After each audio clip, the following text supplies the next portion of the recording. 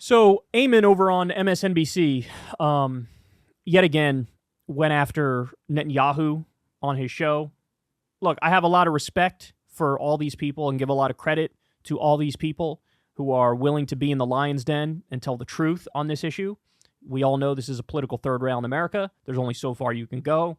But guys like Ahmed, like Mehdi before him, like Ali Velshi, like Omar Badr, who just did this on CNN, it takes balls to go out there and tell the truth about Israel on TV, on cable news. So anyway, he goes out there and he's going to torch Netanyahu for coming to speak in Congress. And he's also going to go after the media and basically bemoan how biased the debate in this country is when it comes to Israel and all of the silencing and the censorship and the curbing of debate and discussion when it comes to this issue. So let's dive in and we'll break it down. From Silicon Valley to academia, from Hollywood to the halls of Congress. This week, we learned cancel culture is alive and well. Some argue surging in this country, and its targets share one thing in common. We start in the tech world, where this week a Palestinian-American software engineer sued Meta, the parent company of Facebook and Instagram. The former employee, Firas Ahmed, is now alleging that Meta discriminated against him and unlawfully fired him after he investigated user complaints that the company was censoring Palestinian creators. While Meta claimed that he was fired for violating data access policies, Ahmed's complaint says that he was simply doing his job, since his role including assessing the quality of Instagram integrity filters as they related to Gaza, Israel, and Ukraine. Here in New York, the world of academic publishing was embroiled in controversy. Rabia Erberia became the first Palestinian legal scholar to ever be published in the prestigious Columbia Law Review, temporarily. And that's because shortly afterwards, his piece went live. The Columbia Law Review's entire website was shut down. According to the publication's student editors, they solicited the piece, they edited it, they followed all of the normal publishing protocols. However, they say they were then pressured by the journal's board of directors to halt publication of this academic article, which accuses Israel of committing genocide in Gaza and upholding an apartheid regime. When the editors refused the request and published the piece Monday morning, the board, made up of faculty and alumni from Columbia University's law school, shut it down. Let's also not forget about the anti-BDS laws. Let's not forget about that. That in a bunch of usually conservative states in this country, but not solely conservative states, in order to get any sort of government funding for anything, you need to sign a pledge that you're not going to boycott Israel. So let me explain this very simply. In this country, you're allowed to boycott this country. You could say, I'm going to boycott the United States of America in America. Totally fine, totally legal, no problem. You say you're boycotting Israel? They cut off any sort of government subsidies you get. Remember, after the hurricane hit Houston, they did a law like this. In order to get hurricane relief money, you needed to say, I'm never going to boycott Israel. I think Abby Martin and Ron Ukalik, they ran into this when they were given speeches at various colleges. One of them tried to get Abby to sign on to, I'm not going to boycott Israel, and that's the only way I'm going to get the green light to give this speech. Literally outright suppressing speech, completely censoring speech. Think about that. Think about the stranglehold AIPAC has to have on this country for the lobbyists to get this to pass at the state level in multiple places. It's astounding. It's astounding. And now he's bringing up specific instances of what you can effectively call cancel culture against people who are pro-Palestinian. On the West Coast, in an industry that has a troubling history when it comes to blacklists, a prominent Hollywood marketing executive is raising eyebrows over a memo she sent to her staff. Ashley Margolis, founder of Beverly Hills firm The A-List, told employees that they should, quote, pause on working with any celebrity or influencer or tastemaker posting against Israel. According to Variety, the A-List firm works with many top talent and public relations agencies and noted that Margolis was particularly adamant about not working with anyone who has used the term genocide to describe Israel's actions. I need you to stop and think about that. I need you to stop and think about that. So in order to get a job in Hollywood, you can't call a spade when it comes to Gaza. You can't say, hey, this looks like a genocide. This looks like an ethnic cleansing. There's 43,000 dead people, including 39,000 innocent dead people. You're not allowed to talk about that. If you talk about that, you could lose a job. This is speech suppression.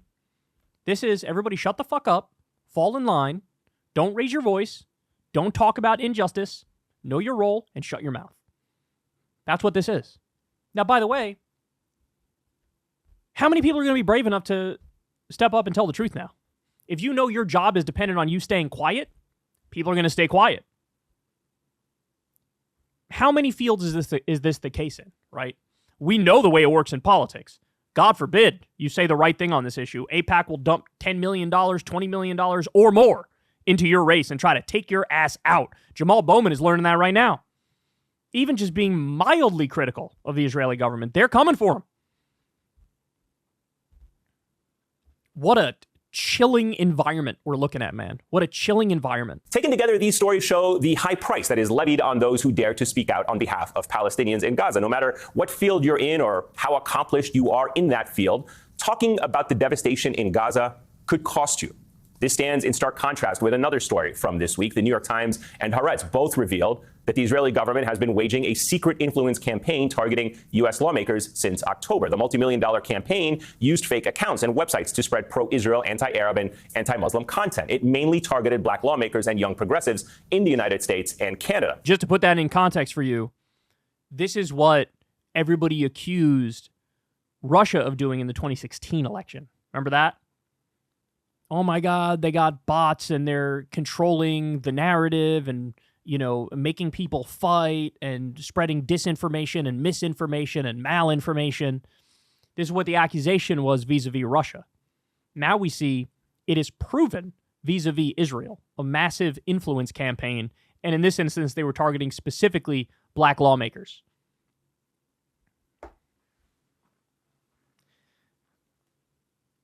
I don't even think I need to do any extra commentary on that. I think this all speaks for itself. On one hand, we have Palestinian voices, or those who speak up for Palestinians, fired, canceled, demoted, marginalized, or even shut down. And on the other, we have the Israeli government secretly spending millions to amplify their message to the world.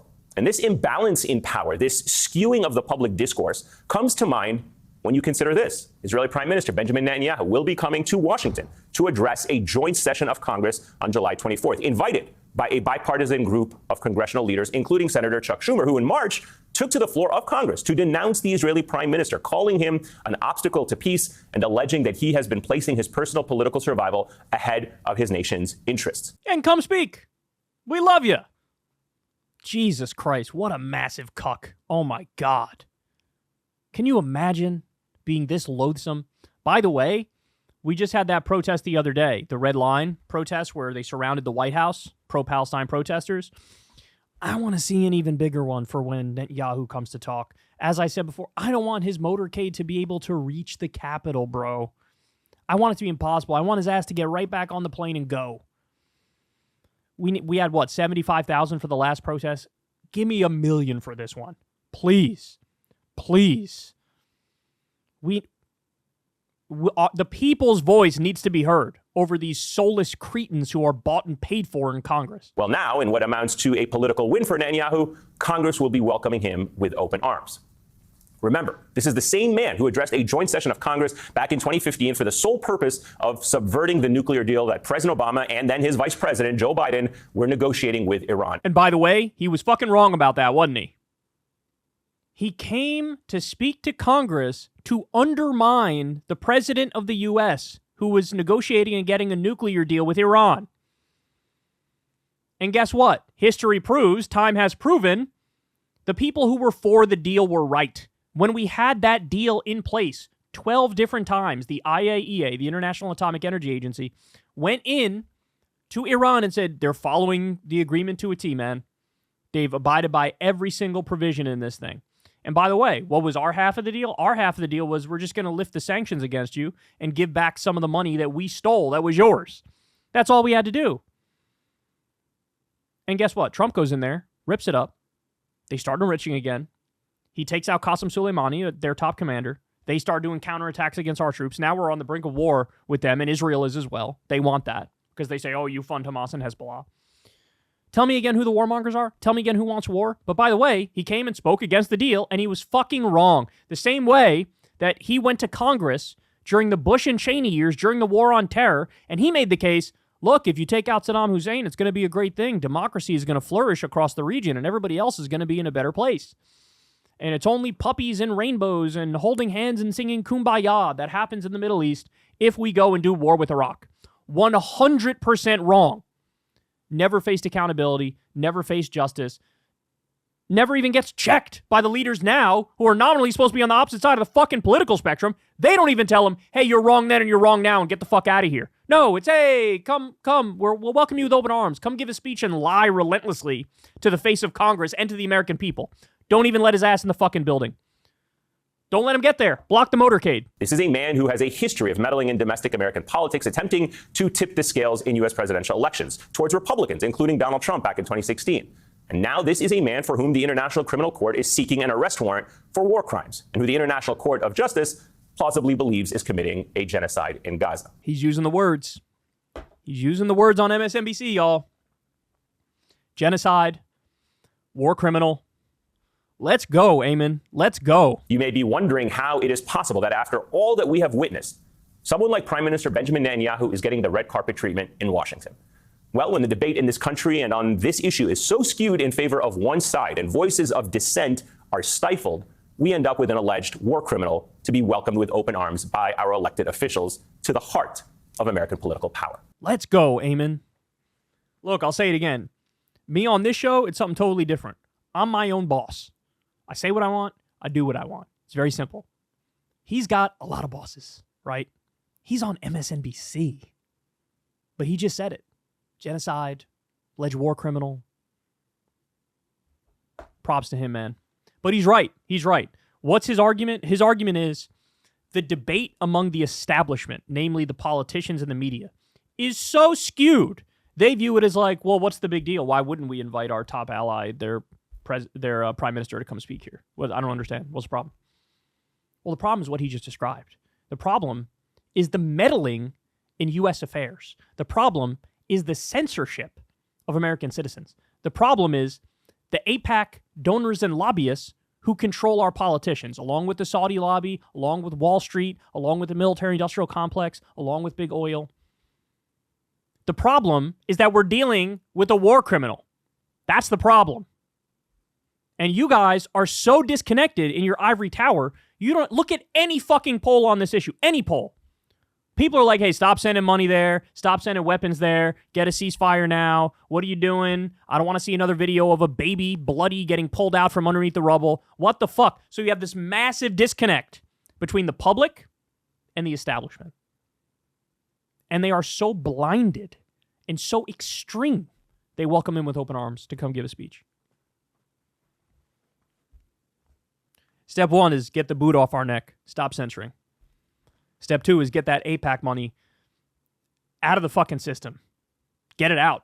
Step three, cut off the money, cut off the weapons. Step four, arrest his fucking ass. Step five, impose peace on them from the outside. And I don't care how it comes. If it's at the United Nations or if it's each individual country deciding we're cutting all financial ties and economic ties with Israel, however the fuck you get it done. But what is not sustainable is the status quo. Hey, y'all, do me a favor and like and subscribe. It helps out big time in the algorithm. Click the bell as well for notifications when videos drop. And watch that video on screen right now.